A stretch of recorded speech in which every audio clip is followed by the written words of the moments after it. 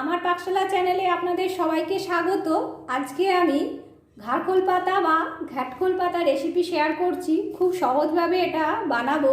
এটা গরম গরম ভাতের সাথে খেতে ভীষণ ভালো লাগে। আপনারা ভিডিওটা দেখতে থাকুন আমি কিভাবে বানাচ্ছি।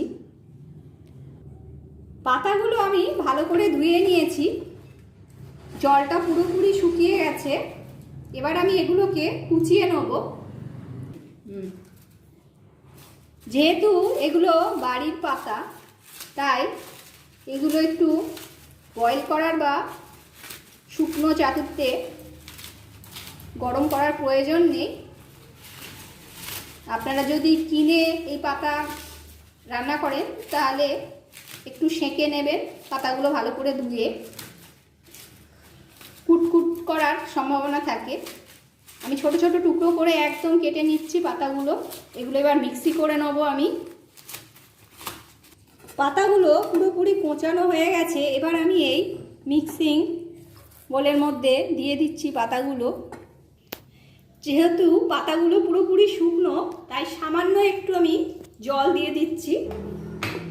এবার আমি এটা মিক্সি করে নেব।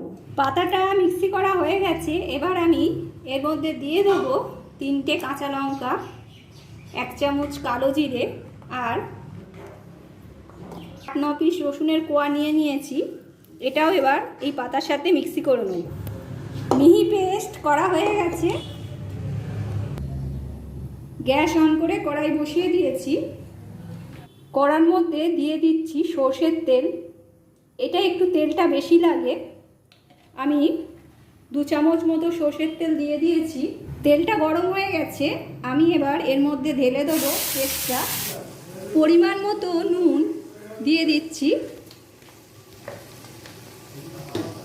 এবার এটাকে পুরোপুরি শুকিয়ে নেব।